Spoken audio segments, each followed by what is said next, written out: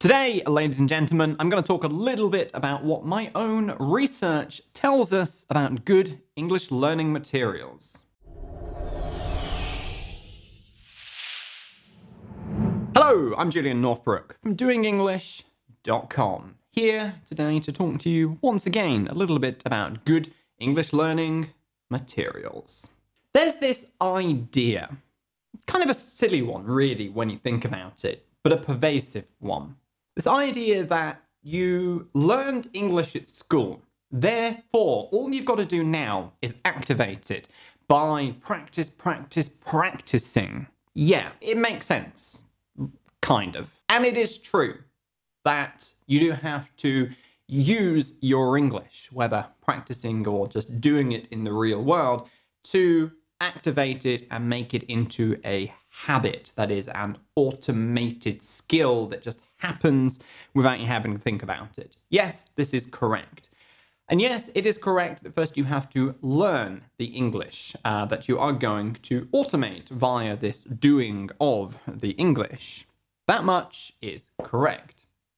Where you go wrong, however, is in thinking that you learned English at school.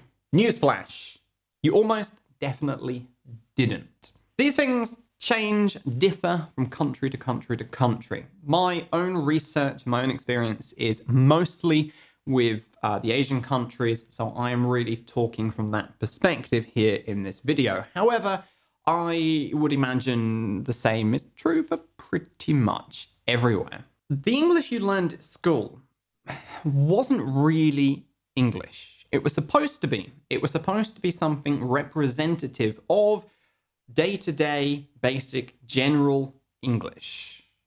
But it almost definitely wasn't. It was actually something else, an approximation of English. Something that uses English words and English grammar, but was actually something fundamentally different. One of my own research projects, published in a top journal, I will add reference and link in the description, found that Japanese secondary school English textbooks used completely different phrases and expressions and chunks of English in their quote-unquote conversational dialogues to real English, to the extent where the only conclusion that we could come to was that the textbooks were representative not of general English conversation, but of nothing other than themselves. Or to put it more simply, the expressions, phrases, and dialogues contained in the textbooks were all but useless in the real world. This is a problem. I did a second research project that, I will add, is now published in the #1 journal in my field, also referenced and linked in the description.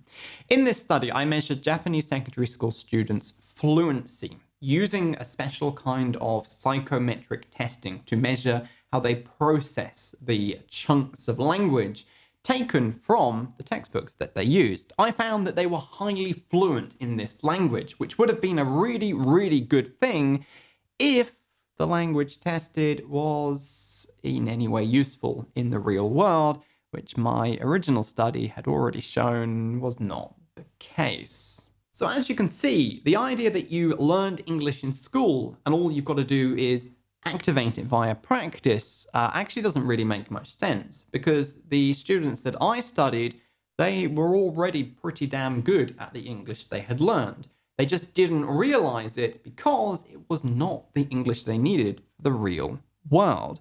So just practicing would do nothing for them because the stuff that they need, not in here. The materials that you use and study matter a lot. They are, after all, the samples of English that you put into your head.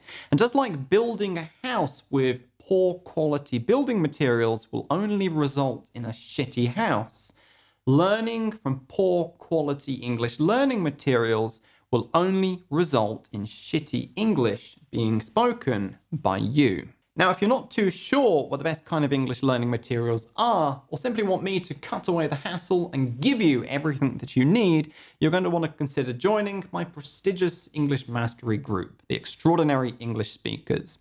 Among other benefits, each and every week, you are going to get a brand new lesson from me to study that's going to give you samples of English to use in any situation you want, whether you use English in business contexts, in social situations, or you live in an English-speaking country. We've got you covered with everything that you need to get out there and speak English, confident that you are sounding natural and fluent when you do it.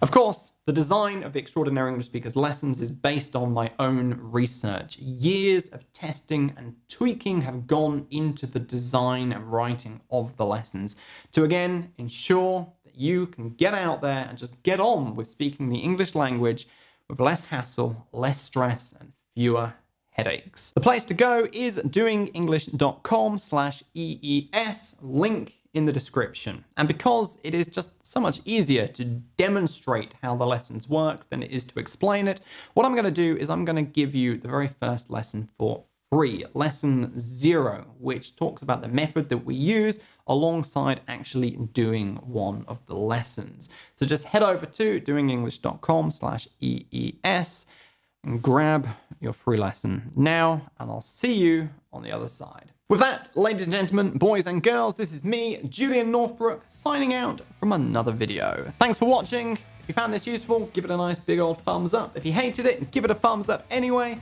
and I'll see you, my friend, in the next one. Goodbye.